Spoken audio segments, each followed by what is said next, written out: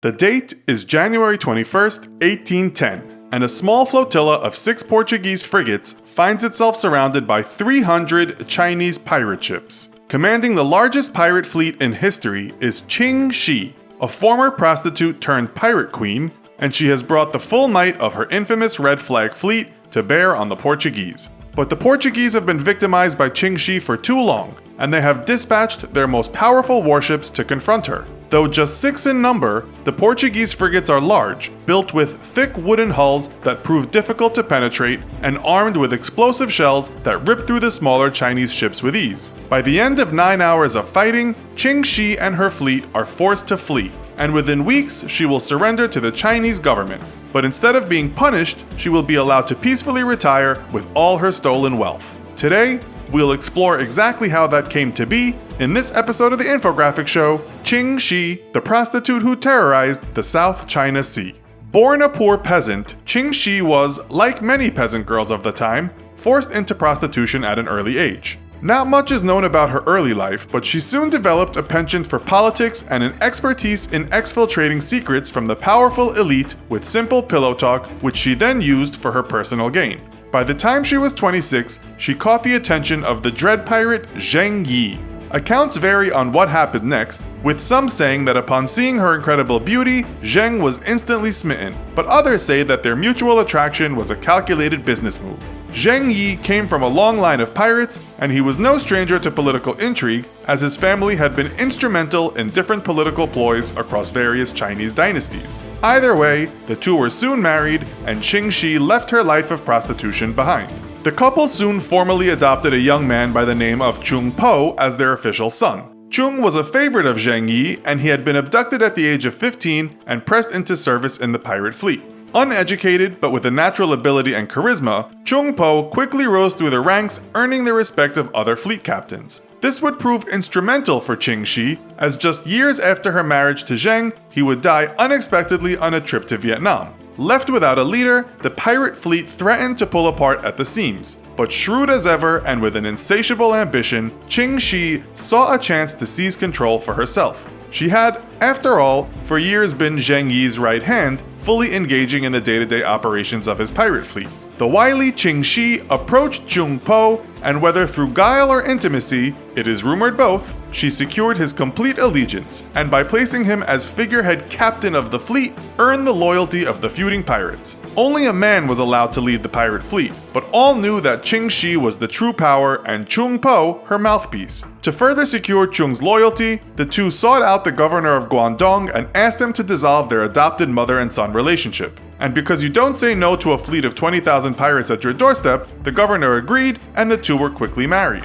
With her grip over the fleet secure, Ching Shih began a campaign of piracy across the southern Chinese coast that would fatten the pirate fleet's coffers. Wily as usual, Ching Shih curbed the pirates' natural aggression and instead spared villages in exchange for financial and material support. At the height of her reign, Ching Shih would have dozens of coastal villages actually paying monthly taxes to the fleet, and in exchange the villages would be protected both from her own and rival pirate raids. In 1808, with political pressure mounting to finally do something about Ching Shih's red flag fleet, the Chinese government hunted down Ching and engaged her in a series of fierce battles. The government fleet, however, was no match for the brilliant Ching, who at the end of the disastrous campaign against her would end up seizing a large number of the government's ships, forcing the Chinese Navy to resort to converting fishing vessels for combat. Suffering humiliating defeat after humiliating defeat, the Qin government sought the aid of rival pirate captain Po Te.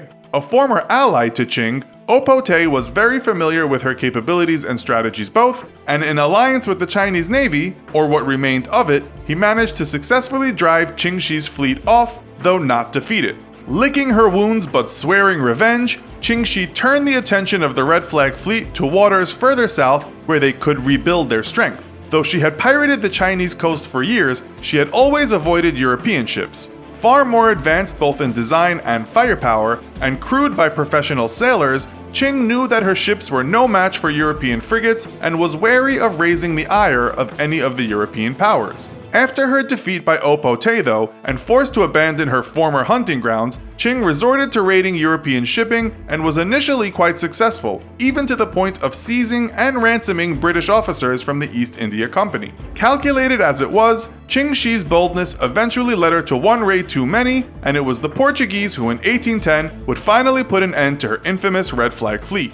Early in September 1809, Ching's pirates seized a Portuguese trade ship and killed its entire crew. The colonial government of Macau, fearful of a pirate blockade, contacted the Portuguese government directly and received approval to dispatch 3 ships to hunt down and destroy the pirates. Ching Shih initially commanded her fleet to avoid direct engagement and instead targeted the smaller Portuguese resupply ship, which came under attack by a squadron of Chinese junks. Armed with superior cannons and rifles, though, the Portuguese crew managed to fend off the attack and sink several of Ching's ships. On September 15th, the 3-ship flotilla finally engaged the bulk of Ching's Red Flag fleet, a force of over 200 ships. For over 12 hours, the two fleets exchanged withering fire, but Ching's fleet, mostly made up of converted junks and armed with stolen or inferior cannons, was no match for the superior technology and firepower of the Portuguese. With the sun setting and suffering dozens of losses, the Red Flag fleet scattered, and the Portuguese returned to port, having lost not a single ship.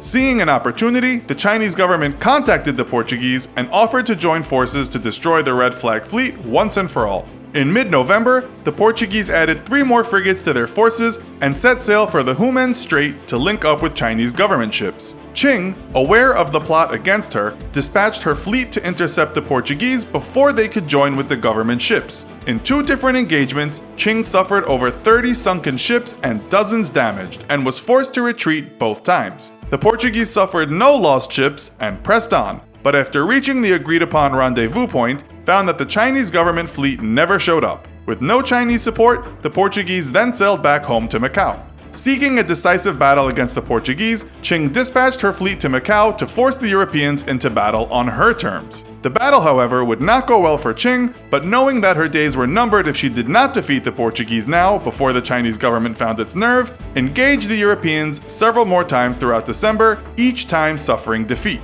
Finally, in late January 1810, Ching ordered the full might of her Red Flag fleet against the small Portuguese flotilla, a force of over 300 ships, 1,500 guns, and 22,000 men. The battle would end in absolute disaster for Ching Shih. Though the power of numbers was overwhelmingly on her side, the pirates found it difficult to fire on the small Portuguese flotilla without hitting their own ships. The Portuguese, on the other hand, were able to concentrate their fire on the pirates, blasting groups of pirate junks with explosive shells. The Red Flag fleet fought on, however, until after many hours of battle, the Portuguese commander, José Pinto Alcoforado, noticed a very large junk that had been transformed into a floating pagoda and ordered his ships to fire upon it. Under withering fire, Ching's flagship sunk, and upon seeing the loss, the pirate fleet broke and ran, hiding upstream in the Yangsan River, where the bigger Portuguese ships with their deeper drafts could not enter. Unable to give chase, the Portuguese instead blockaded the river mouth, and after 2 weeks, Ching Shih and her husband Chung Po finally surrendered to the Portuguese. Crafty as ever, Ching Shih leveraged the remains of her fleet into a deal with the Chinese government. Ching Shih and her pirate fleet would be forgiven all crimes committed and allowed to keep their mass treasure, and in exchange, Chung Po would be made a lieutenant in the Chinese Navy and tasked with using the former Red Flag fleet to hunt down and destroy other pirates. Ching Shih would go on to retire peacefully in her hometown of Gwangju, and though her reign as pirate queen was brief, it would shape Chinese history and folklore for centuries to come. Rising from a mere prostitute, at the height of her power, Ching Shih and her pirates would defy the Chinese government itself and levy taxes on dozens of villages and ports, and it would take the combined might of the entire Chinese Navy and rival pirate fleets to drive her off. Wounded, but not defeated, Ching would rise again, and though she would face ultimate defeat at the hands of the Portuguese, she would, as usual, leverage defeat into victory and walk away from a life of high seas crime, a rich and free woman.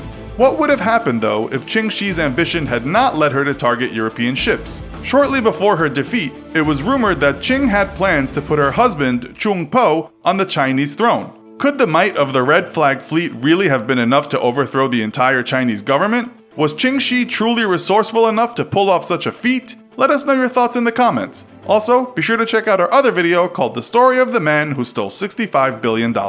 Thanks for watching, and as always, don't forget to like, share, and subscribe. See you next time!